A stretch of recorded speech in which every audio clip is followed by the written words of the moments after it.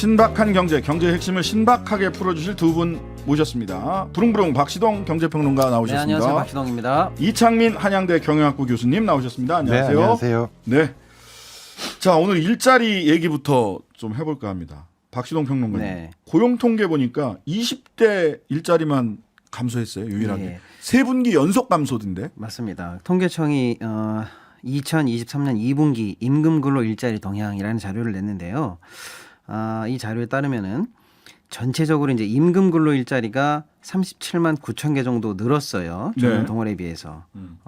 그런데 이것도 사실은 증가세가 5분기 연속으로 둔화 중에 있습니다. 일자리 늘어나는 게 줄어들 둔화되고 있다. 맞습니다. 그리고 증가폭이 30만 개대로 내려온 것도 2021년 4분기 이래로 또 처음이에요. 사실 좋은 수치는 아닙니다. 네. 그런데 세부적으로 들여다 보면은 60대 이상 일자리는 아까 37만 개 중에서요 29만 개가 60대 이상 일자리고요.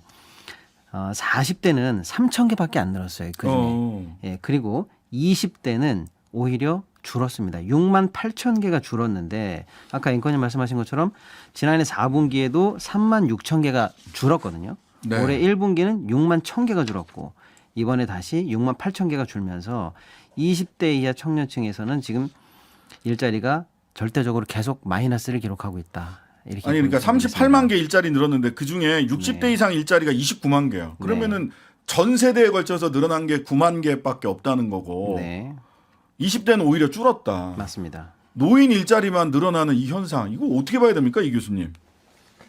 왜 이런 일이 벌어지는 거예요? 이게 통계청 자료 저도 봤는데요. 네. 통계청 자료만 보면 해석이 조금 분분할 수가 있는데 네. 제 생각에는 한 세 가지 정도가 섞여 있는 것 같습니다. 네. 첫 번째는 그냥 정말 인구 구조 변화고요.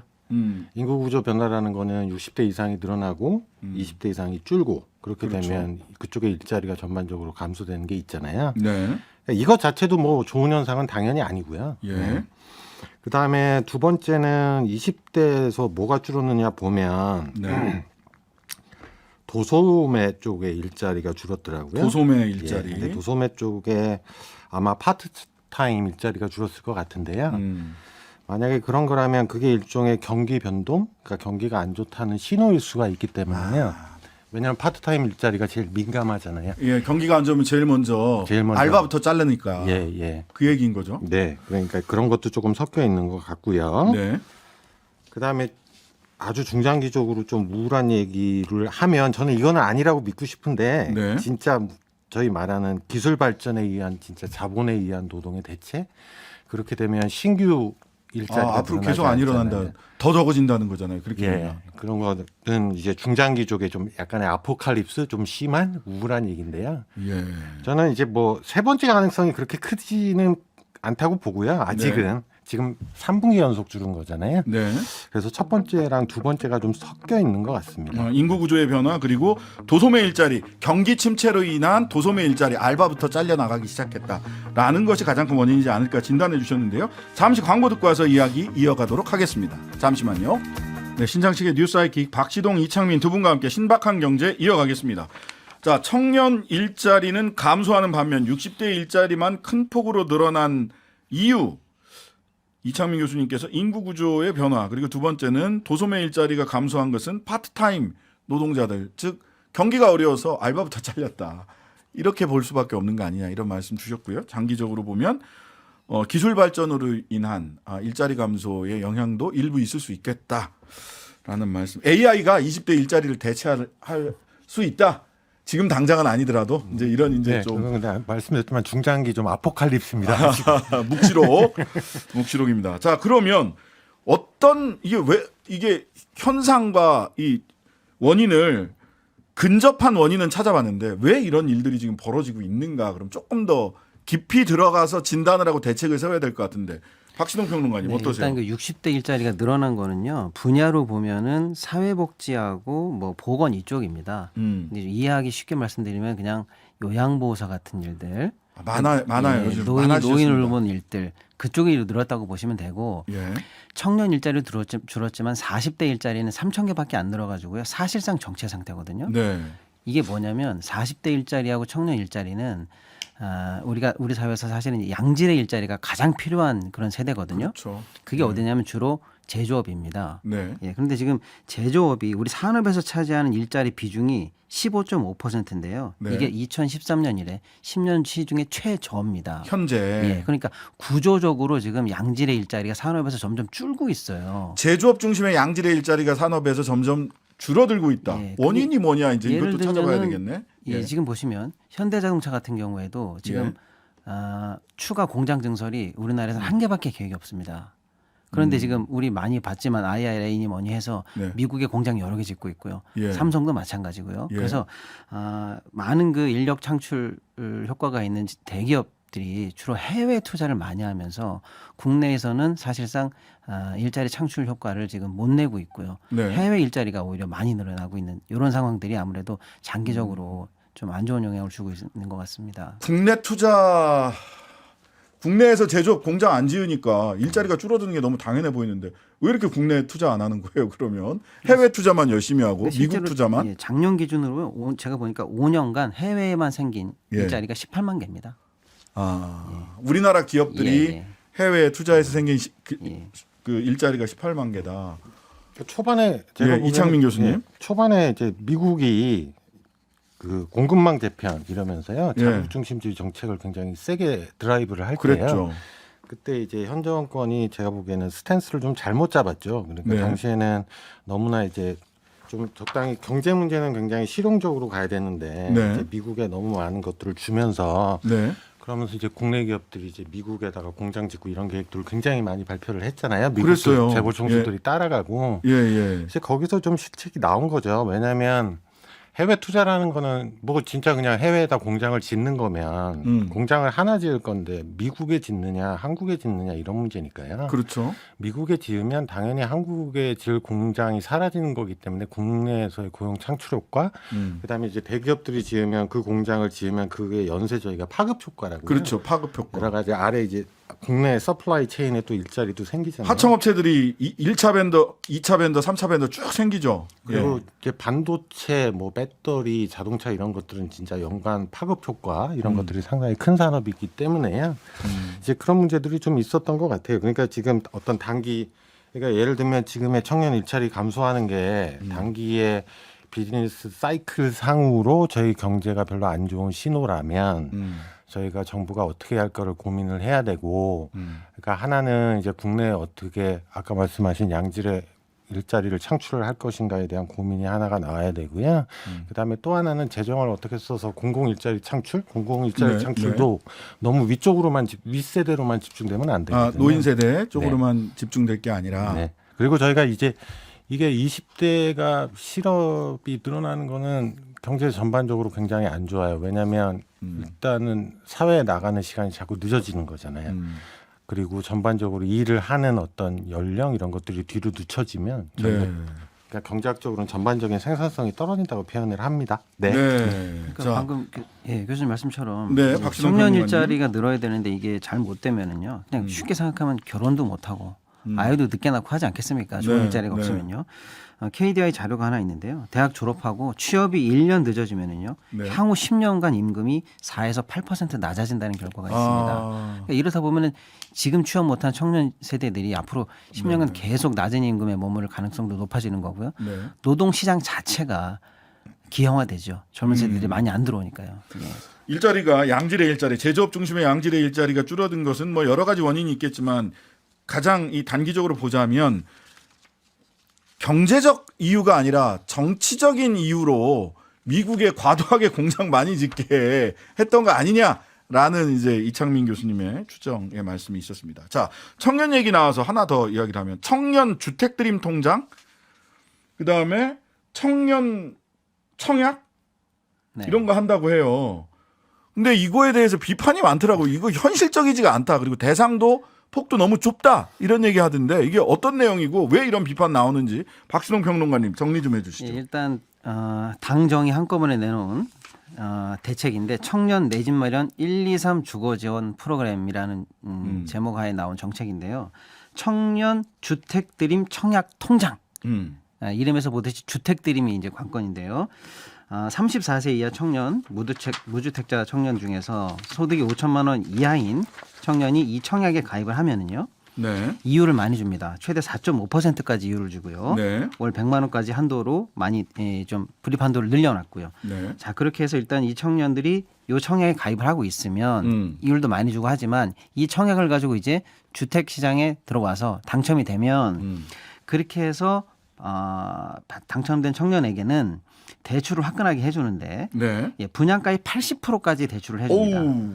그리고 굉장한 저리 약 2.2%의 저리로만 약 40년간 대출을 해주고요. 40년. 맞습니다. 그리고 이제 이 청년이 결혼을 하면 다시 0.1을 깎아주고 이야. 출산을 하면 0.5를 깎아주고 자녀를 낳을 때마다 다시 0.2씩 깎아주면서 금리를 낮춰주겠다. 그리고 이제 애 문제는 하나에 0.2씩 깎아주는 거예요? 그다음에 문제는 이제 대상 주택이 분양가 6억에 전용 85제곱 이하기 때문에 이렇게 좀 한정은 돼 있습니다. 예. 이런 대책이 나왔습니다. 야, 아이 하나 낳으면 금리 0.2% 깎아준다. 그렇다고 애를 낳을까? 0.2 깎아준다고 아이를 낳을지는 의문입니다만은 여튼. 근데 이게 뭐 내년부터 시작해서 25년부터 네. 실제로 이 뭐 청약 그 당첨되고 뭐 그럴 수 있다면서요. 네. 참 복잡한데 이거 뭐 어떻게 이 교수님, 이창민 교수님 평가를 좀 해보셨어요? 이 제도? 예. 이거 직접 국토교통부 장관이 직접 발표했죠 아마 이거. 예, 굉장히 힘을 줬어요. 예. 그러니까 이거는 어차피 1년 후잖아요. 그러니까 네. 일단 첫 번째 포인트는 정책의 혜택이 발생하는 건 얼마나 발생할지도 모르겠지만 네. 그게 발생하는 건 1년 후니까 총선 후니까 예. 예, 일단 별 부담이 없어요. 원희룡 장관 입장에서는. 아, 그렇죠. 그때는 본인이 장관이 아닐 겁니다. 그러니까 기재부 장관은 괜히 초 일찍부터 상저하고 얘기했다가 지금 그거에 대한 어떤 정치적 책임을 조금 맡고 있지만 네. 이거는 진짜 1년 후에 어떻게 될지 모르는 거거든요. 네. 이제 그런 면에서 하나 문제가 있고요. 네. 그다음에 이게요. 결국은 이게 항상 저희가 무슨 대출 이런 거 나오면은 주의해서 보셔야 되는 게요. 이게 결국은 중앙정부의 예산은 아니고 국토부가 가지고 있는 기금이 있어요. 네. 예, 그 기금의 돈을 가지고 결국은 꿍짝꿍짝 하는 겁니다. 네. 그러니까 되게 복잡은 한데요. 예. 근데 중앙정부는 세금 걷어가지고 그다음에 자기 일을 하는 거지만 기금은 결국은 어딘가에서 돈을 빌려와서 그 돈을 가지고 이런 대출을 해주는 거예요. 네. 그러니까 이 국토부 산하에 있는 기금은 지금 청약저축이라는 거를 받거나 네. 아니면 저희 옛날에 외평기금 얘기했었잖아요. 외평채. 외평기금 하듯이 그런 채권을 발행해서 어딘가에서 돈을 빌려와 가지고요. 그걸 가지고 이 드림 대출이요? 이런 것들을 해야 되는데 네. 일단은 저는 기본적인 수요 조사도 안 됐다고 봐요. 기본적인 수요 조사도 안 됐다고 보고 기본적으로 예를 들면 이거를 예를 들면 뭐 채권을 더 발행해서 한다던가 이렇게 하려고 그랬으면 아마 이게 벌써 내년 예산에 반영이 돼야 되는 거잖아요. 그렇죠. 내년 예산에 반영이 돼야 되는 건데 제가 보기에는 거의 안 돼 있을 저는 100% 안 돼 있다고 보는데요. 예. 자, 그러면 결국은 지금 올라간 예산을 국회 동의를 얻어가지고 바꿔야 되잖아요. 네. 그거는 불가능할 거고 그러면 결국은 그때 기재부가 외평기금에서 어디 다른 기금에서 돈 빌려왔듯이 국회 동의 없는 전용 조차를 밟아서 하는 거거든요. 자, 그렇게 되면 결국은 가용할 수 있는 뭐랄까요? 돈의 범위 이런 것들이 제가 보기엔 굉장히 작아요. 네, 그러니까 이거는 제가 보기에는 그냥 생색내기예요. 네. 총선 앞둔 생색내기 가능성이 매우 높다. 네. 예. 자, 구체적으로 근데 생색도 제대로 내야 되는데 이게 굉장히 비판을 많이 받고 있더라고요. 예, 일단 이게 왜 나왔냐면요. 그동안 그 주택시장에 진입하려면 당연히 모든 국민이 다 청약을 해야 된다 하는 건 알고 있었잖아요. 예, 저도 넣어놓고 예, 있어요. 그런데 지금 청약 해지율이 엄청 높습니다. 아. 예, 근데 왜 높냐면 예. 보통 이제 청년 세대 같은 경우에는 공공 분양은 안 될 가능성이 많고요. 결국 이제 민간 분양이 들어가야 되는데 네. 무주택 기간이 길어야 됩니다. 맞아요. 그러니까 도대체 몇 년까지 내가 이걸 부어야 무주택으로 있어야 당첨되냐? 어차피 안 된다. 그래가지고 해지가 속출하고 있거든요. 그러다 보니까 청약 시장으로 유인하기 위해서 일단 대책이 나왔다라고 보시면 되고요. 다른 이유가 있었구나. 예, 이탈을 막기 위해서요. 그러면 이게 일단은 얼마나 실효적인가를 봐야 되는데 네. 방금 제가 말씀드린 것처럼 결국에는 청약을 그러니까 높은 이율로 이 통장을 묶어놓고 나중에 결국에는 대출을 받은 그 아파트가 얼마나 당첨 확률이 높냐인데 네. 지금 대상이 6억 이하의 85 제곱 이하거든요. 서울엔 거의 없어요. 서울은 지금요 분양가 평균이 10억이에요. 그러니까 서울에는 없습니다. 그다음에 경기도도 봤더니 제가 84 기준으로 경기도 평균이 7억 7천만 원이에요. 즉 경기도도 웬만한 데는 안 됩니다. 결국에는 이 청약시장 다시 들어와도 이 통장으로 들어갈 수 있는 데는 아주 경기도 외곽이거나 완전히 지방 사이트 여기밖에 대상이 안 되기 때문에 사실은 실효성이 굉장히 떨어지는 대책이다 이렇게 봐야 되겠죠. 정부에서 지역균형 발전을 위해서 일부러 그런 건가요? 네, 일단 그런 다 상황이 그냥 웃으시네. 아니 그런 게 아니라면 이렇게 현실성 없는 걸 왜 하느냐라는 의문이 들어서 그런 겁니다. 결국에는 지방에 있는 이제 뭐 아직은 의혹이긴 합니다만은 지금은 이제 청약 대상인데 예. 지금 미분양이 많이 쌓여 있잖아요. 그래서 예. 대상을 미분양으로 넓혀야 된다는 얘기가 건설업계에서 나옵니다. 아, 그러면 나중에 지방 미분양을 이 청약 통장으로 해소할 수 있지 않느냐라는 게 업계 일각에서의 기대입니다. 아 건설업계의 기대. 네, 그렇습니다. 이 청약통장에 대한 기대감은 청년들보다 건설업계가 더 많이 갖고 있는 거군요. 예, 그다음에 또 하나는 그러면 이게 만약에 혜택이 있다 치더라도 만약 34세니까요. 예. 그럼 나는 34를 방금 넘었는데 어떡하냐. 나 대상이 안 35세인데. 돼. 그다음에 나는 40이긴 하지만 무주택으로 살아왔는데 이런 네. 혜택을 왜 저기만 주느냐라고 해서 약간 세대 갈라치기 효과도 있거든요. 예. 그래서 또 일각에서 비판하는 쪽에서는 연령 기준을 없애고 생애 첫 주택자로 해서 좀 넓혀달라 이런 비판 포인트도 좀 있는 것 같습니다. 근데 또 40년인데 만 40세 이렇게 된 분한테 40년 주담대를 주면 어떻게 하자는 거야? 최장 40년 주단됩니다. 그거는 이제 나중에 아마 그렇게 되면 전 그럴 가능성은 낮다고 보는데요. 40년 대출 나가면 그 대출 가지고 또 무슨 유동화 증권 같은 거 만들 거예요. 예, 하는 전형적으로 파생상품 또 만든다. 파생상품 또 만들 겁니다. 아이고야 이거 하여튼간에 예, 저 한마디만 더 예, 드리면 예. 지금 예, 이창민 교수님. 박수정 평론가님 말씀하셨는데 예. 건설업계가 진짜 미분양 나는 거 있잖아요. 예. 저는 지금 굉장히 위험하다고 보는 게 사실은 저기 이쪽 사이드 말고 이제 건설업계 대출하는 PF 같은 거 제가 보기엔 지금 예. 총선 전이라서 연명시키고 있다가 이제 총선 후에 막 터져가지고요 건설업계 부도 같은 거 날 가능성 상당히 있다고 보는데요. 네네. 이제 이런 것과 연결돼서 만약에 미분양 사태가 굉장히 많이 벌어지고요. 네. 그거를 만약에 이 플랜으로 할 거면 그렇게 되면 굉장히 많은 예산이 소요가 될 게 뻔하거든요.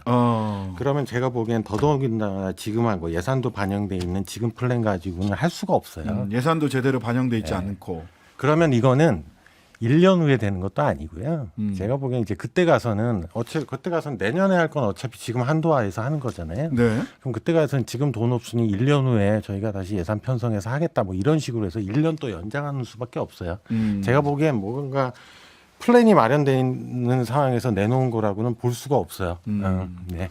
왜냐면요 지금 네, 지방 박신홍 평론가님. 말씀해 주셨으니까 두 분 다 아주 얘기하는데요. 이거 여기에 대해서 굉장히 아니 왜냐면요 말도 안 된다라는 취지로 말씀을 비판을 해주시세요. 이게 진짜 청년 대책이 되려면 예. 화끈하게 수도권이나 뭐 대도시에 청년들 이걸 가지고 집을 살 수 있게 해줘야 되는데 지금 말씀드린 것처럼 서울이나 경기 쪽에는 살 수가 없어요. 이걸로는요. 그럼 결국 지방밖에 더 있습니까? 지방 미분양. 예. 그런데 지금 미분양은 이제 청약이니까 안 되지만 네. 앞으로 어떨 거냐라고 봤을 때 사실 PF 중에서 제일 위험한 게 이제 브릿지에 멈춰 있는 거거든요. 예, 브릿지론 들어가고 본 그렇습니다. PF 들어가야 되는데 그때랑 타이밍을 맞추면은 이게 그 해소 대책으로 가능해질 수도 있다라는 게 업계의 희망이죠, 사실. 업계의 희망이다. 예. 그래서 그런 식으로 이게 악용되면 안 됩니다. 그 업계의 희망이 이 계획에 반영돼 있는 겁니까? 그러니까 지방 미분양 떨이용으로 청년들에게 일단 고유를 주고 그걸 나중에 소화하려고 한다라는 식으로 이게 전이되면 안 되겠죠. 아니 근본적으로 저는 이 주택 정책 주택 정책이 금융 정책이랑 같이 연동돼 있기는 한데 항상 주택 정책이라는 게 그런 뭐 수단을 사용할 수밖에 없는데 근본적으로 청년들한테는 주택 가격을 낮춰줘야 되는 거 아니에요? 주택 가격을 낮춰줘야지 빚을 더 많이 낼 수 있는 방법, 더 오래 갚을 수 있는 방법을 중심으로 해서 청년들 주거 정책이 나오는 게 근본적으로 접근법이 맞습니까? 저는 거기에 의문이 들거든요. 맞습니다. 이게 사실 이걸로 지방 미분양을 이걸 받았다 하더라도요. 예, 결국 원리금 상환을 해야 되거든요. 40년 동안 원리금 상환하라는 거 아니에요? 지금 이거 최장. 그러니까 핵심은 정부 대책이 제대로 나오려면 공공 분양이라든지 청년 주택을 어떻게 하면 청년들에게 빨리 안정적으로 공급할 것인가 이게 이제 핵심이 돼야 되는데. 예. 예. 근데 빚 내서 집 사라 40년 동안 갚아라 최장. 정확하게는 이자 많이 줄 테니까 빚내서 살아. 이자 이겁니다. 적게 할 그러니까 이 테니까. 청약 통장에다가 4.5% 이자 아, 이자 확실하게 많이 줄 주니까 테니까 청약 통장에다가. 여기 돈 넣어서 나중에 당신들 빚으로 예, 지방 물건 사시오 이겁니다. 그렇게가 지방 미분양 건설업계의 오랜 요구인 지방 미분양 해소용으로 설계된 것이 아닌가라는 의구심을 갖게 된다. 그리고 이거는 뭐 예산이 충분히 반영이 준비가 돼 있지 않기 때문에 내년 총선용일 가능성이 매우 높다라는 이창민. 마지막으로 또 한 가지 짧은 근거는요. 예. 어차피 이거 분양까지 말씀해 주셨지만 6억 원 타겟이잖아요. 예예. 그럼 서울에 이거 없다는 건 다 알고. 예. 그다음에 지금 공사비 같은 거 올라가서 내년에 분양가도 올라가면 네. 경기도에 웬만한 좋은 지역도 없다는 건 알지만 네네. 어찌됐건 지금 언론에서 해석을 하기는 서울은 아니지만 경기도일 수 있다 이러잖아요. 예, 경기도에서는 뭐 나름 효과가 있을 수 있다. 뭐 이런 식의 얘기가 나오더라고요. 그러니까 경기도 타겟인 거죠.